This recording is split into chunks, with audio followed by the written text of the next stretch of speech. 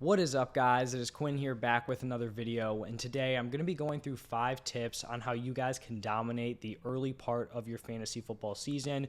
So, maybe you've already done your draft, maybe your draft is coming up this weekend, early next week, whatever it is, it doesn't matter. If you're going to be playing in a fantasy football league this year, these 5 tips are going to help you out. These are things that I follow. These are things that I still have to remind myself, heading into seasons, week 1, week 2, week 3, wherever I am in the season. I think these are all going to help you guys dominate the early part of your year, which is going to set you up for mid-season playoffs, all of that, and I think can carry you to some monster teams to win your fantasy football championships. So let's just jump right into the first tip, and that is going to be to attack early season trades.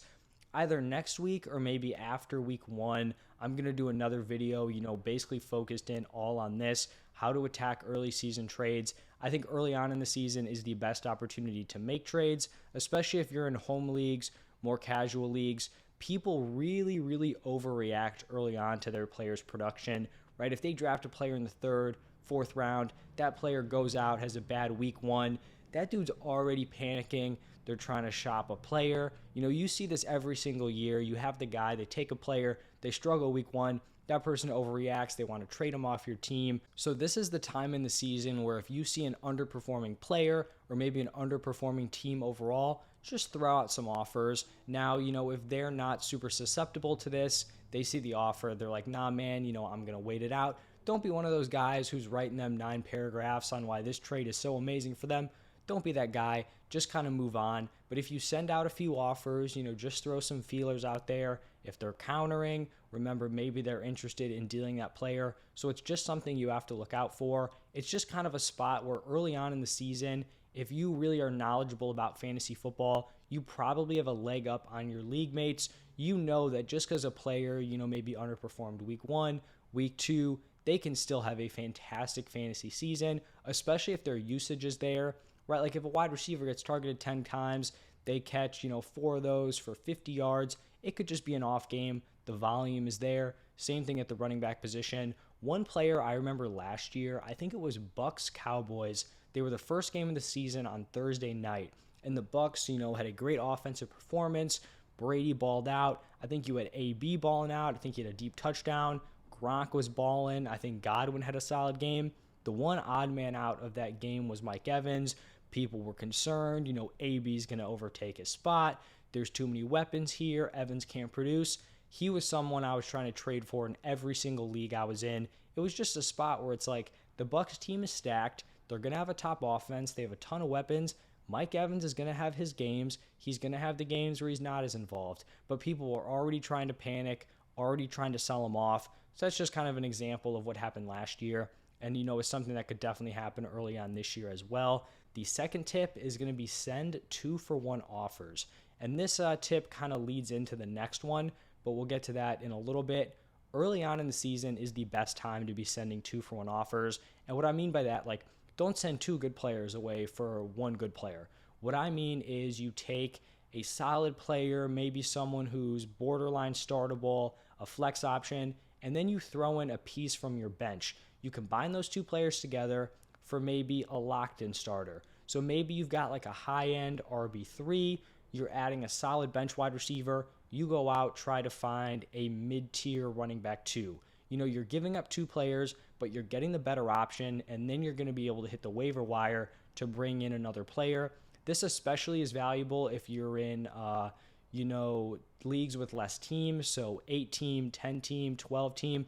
Once you're starting to get into like 14, 16, 18, 20, then depth becomes so much more important. But in a lot of these leagues, especially like 8, 10 team, there are going to be quality options on the waiver wire. So you really want to be sending out those 2-for-1s, really bolstering your starting lineup. And at some point, right, you're going to have a stacked starting lineup. You're going to have acquired a few players off of waivers, and you're still going to have those options to plug in if those top guys, get hurt or, suspended on bye week, whatever it is, you're still going to have other options. And so that leads us into the third tip, which is going to be being aggressive on waivers early on in the season. Just like I talked about for trades, waivers are never going to be stronger than they are week 1, week 2, week 3, because we do all this research over the offseason. We look at the preseason games, We look at last season, we look at what happened in the offseason, free agent signings, trades, all of this. But we really don't know a ton until we actually see the usage in week 1. Just looking back at last year, remembering some players who really broke out and were waiver wire pickups. We had a guy like Elijah Mitchell, ended up being like a workhorse for the 49ers. He was on waivers after week 1. Cordero Patterson is another guy. It's going to be tough to find those players who, become starters and maybe not even for injury, right? Like I know Mitchell became the starter because of injury, so that could happen later on in the season. You're not going to find a guy like Cordero Patterson on waivers week 8, week 9, because no one had any idea Cordero Patterson was going to be a beast, but early on he was getting this opportunity, and that's why we went to pick him up. You're not going to see a guy, later on in the season all of a sudden get this crazy workload, and then you're picking them up off waivers. Those guys are already going to be gone. So you really got to be looking at that waiver wire.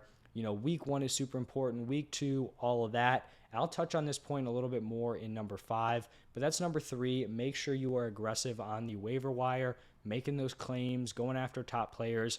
Very, very important. Number 4 is don't overreact early on. This one can kind of connect back to the attack early season trades. You almost want to be preying on those people who are overreacting early on, right? Like I talked about, your player has a rough week 1, week 2. Calm down. It's not a massive deal. They can still be, great options. Now, if your entire team is just brutal, the usage is looking bad, then maybe it's okay to panic. But if you felt confident in your team, you drafted using rankings you trust, or, using advice of a YouTuber, a fantasy analyst, whoever it is, if you liked your lineup going into week 1, you should not be taking a full 180 and hating it, trying to ship players off week 2, week 3.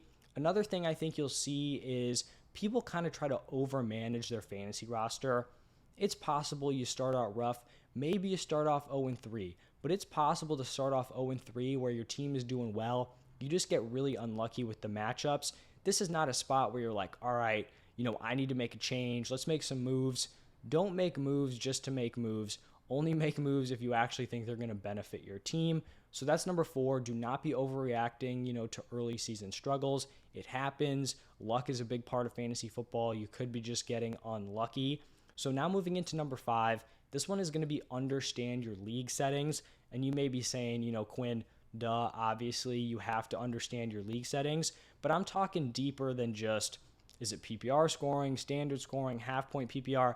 Obviously, you should know that heading into the draft. You should know your roster construction, all of that. In my opinion, the most important thing to check up on would be how your waiver wire operates. There are different kind of settings for different platforms, different leagues. You have certain leagues where if a player plays, you can't drop them until, that next deadline.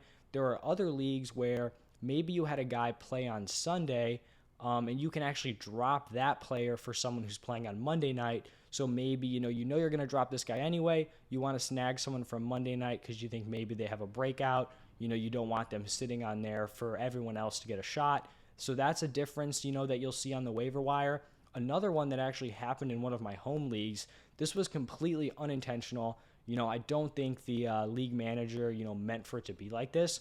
But the way the waiver wire was set up is that instead of having, fab dollars for your waiver wire, or instead of having priority go to the worst team or the lowest scoring team, the way priority worked out would be the first player who actually, submitted the claim.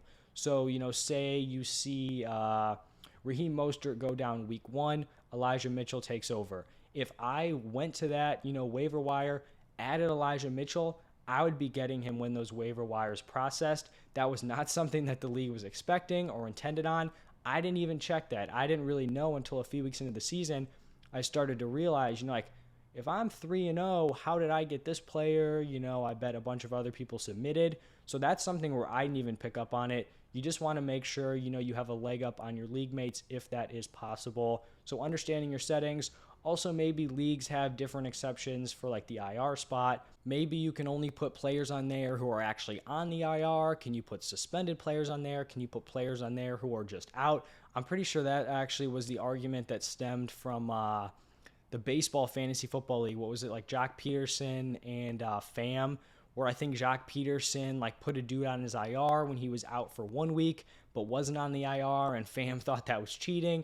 whatever it was, if the platform lets you do it, you should go for it. So that's another thing to kind of keep your eye on. But those are the 5 tips that I think will help you guys dominate your early season, part of your season for fantasy football. A lot of seasons in there. But just to run through the 5 again, we have attack early season trades, send 2-for-1 offers, especially in smaller leagues, be aggressive on the waiver wire, don't overreact to your team's performance early on, and then make sure you understand all of your league settings. Just kind of give it a run through. So those are the 5 tips. Let me know what you guys think down below in the comment section. If you have any fantasy questions, draft advice, start sit week 1, trade advice, whatever it is, drop those down below. I'll make sure to get back to every single person. Thank you all for stopping by, and I'll see you guys in the next one.